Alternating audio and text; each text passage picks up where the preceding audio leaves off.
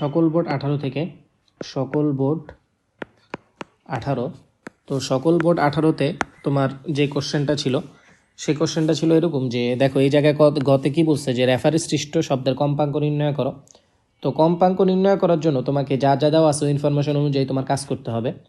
তো মানে উদ্দীপকে যেই তোমার সমীকরণটা দেওয়া আছে ওই সমীকরণে দেখো এখানে যা দেওয়া আছে সেটা হলো উদ্দীপকের যে সমীকরণটা সেটা হলো y = দেখো 10 sin পাই 10 sin পাই এরপরে কি 200t 200t minus x divided by 3.4। এটা কি তোমার দেওয়া আছে, এটা তোমার দেওয়া আছে মানে উদ্দীপকের। আমরা যেই আদর্শ সমীকরণ জানি, দেখো আমাদের যে আদর্শ সমীকরণটা আছে সেটা আমরা গ নাম্বারটা করতেছি। আমাদের যে আদর্শ সমীকরণ আছে আদর্শ সমীকরণটা দেখতে কীরকম, আদর্শ সমীকরণটা কিন্তু এরকম দেখো যে y = a sin 2π/λ into vt minus x. আদর্শ সমীকরণ কিন্তু অনেক প্রকারেরই আছে। তো দেখো এই জায়গায় আমি কি বলতে পারি যে 2π/λ, এই যে 2π/λ এই জায়গার মধ্যে কি পাই লেখা আছে, 2π/λ এই জায়গাটার মধ্যে কি লেখা আছে, পাই লেখা আছে। বুঝছো বিষয়টা? ওকে, আচ্ছা এটাতে তুমি আরেকভাবেও চিন্তা করতে পারো। দেখো এই যে 2π/λ ইন্টু ভি, 2π/λ ইন্টু ভি, আমি এখানে কি এভাবে লিখতে পারি কিনা জিনিসটা যে শর্ত মতে দেখো এই যে পাই, এই পাই কিন্তু তুমি এই জায়গায় কি করে দিতে পারো, গুণ করে দিতে পারো। 2π/λটাও এই জায়গায় ভি এর সাথে গুণ করে দিতে পারো, পাইটাও 200-এর সাথে গুণ করে দিতে পারো।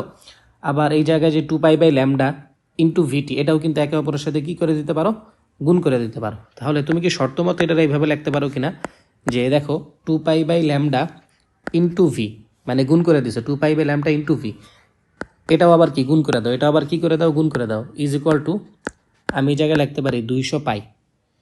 আমি এই জায়গায় কি লিখতে পারি 200 পাই। দেখো পাই আর পাই কাটাকাটি চলে যাবে, তখন এই জায়গায় 2v ডিভাইডেড বাই ল্যামডা থাকবে ইজ ইকুয়াল টু 200। তো আলটিমেটলি দেখো যে ভি ডিভাইডেড বাই ল্যামডা,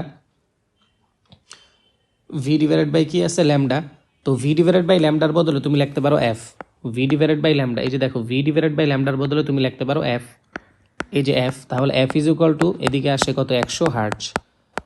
তো তোমার কি বের করতে বলছিল, কম্পাঙ্ক বের করতে বলছিল, তো কম্পাঙ্কটা বের হয়ে গেল। তাহলে এখানেই কিন্তু আমাদের গ শেষ। এবার কাশো গহ 4 নাম্বারটা। তো 4 নাম্বারে তোমার কি বলছে যে প্রতিফলনের পর রিতা ও মিতা উভয় কি সমান জোরালো শব্দ শুনতে পারবে। আচ্ছা, তো শব্দটা কতটুকু জোরালো হবে বা কতটুকু তোমার তীব্রতা, এটাই কিন্তু তার মানে তীব্রতার সাহায্যে আমরা নির্ধারণ করতে পারি শব্দটা কতটুকু জোরালো বা কতটুকু কম শোনা যাবে আর কি। তাহলে এটা আমরা কিসের সাহায্যে নির্ণয় করব, শব্দের তীব্রতার সাহায্যে নির্ণয় করব, শব্দের তীব্রতার সাহায্যে নির্ণয় করব। তো দেখো এখানে তোমার যে শব্দের তীব্রতার যে সূত্র, এই সূত্রটা কি তোমাদের মনে আছে সবার, শব্দের তীব্রতার সূত্রটা সবার মনে আছে? আচ্ছা, তাহলে এখানে আমি কি দিয়া তোমার আইডেন্টিফাই করতে পারি বলো তো শব্দের তীব্রতাটা, শব্দের তীব্রতাটা আমার আইডেন্টিফাই করার জন্য কি লাগবে বলো।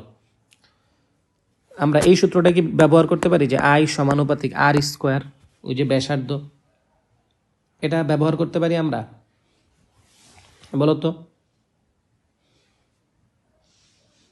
দেখো তাহলে আগে প্রশ্নটা পড়ো, হ্যাঁ এখানে প্রশ্নটা পড়ো, প্রশ্নটা পড়ে দেখো এই টার্মটা আমরা ইউজ করতে পারি কিনা। দেখো ব্যাডমিন্টন খেলার রেফারি বাঁশি বাজিয়ে এত তরঙ্গের শব্দ সৃষ্টি করে খেলোয়াড়দের মনোযোগ আকর্ষণ করলো, শব্দটি 40 মিটার দূরের একটি দেয়ালে প্রতিফলিত হয়ে রেফারির কাছে ফিরে আসলো।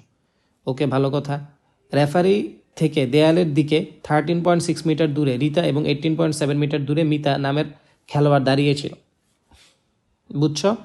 আচ্ছা, না বুঝলে যা বলছে তাকা। শব্দটি থেকে এই যে দেখো শব্দ উৎস, এই যে ধরো শব্দ উৎস, তো শব্দ উৎস তোমার কি বলছে, শব্দটি 40 মিটার দূরের একটি দেয়ালে প্রতিফলিত হয়ে, এই যে দেখো শব্দ এই জায়গায় উৎপন্ন হইলো, সে এখানে ট্রাভেল করলো, এখানে যায় প্রতিফলিত হয়ে আবার কি রেফারির কাছে ফিরে আসলো।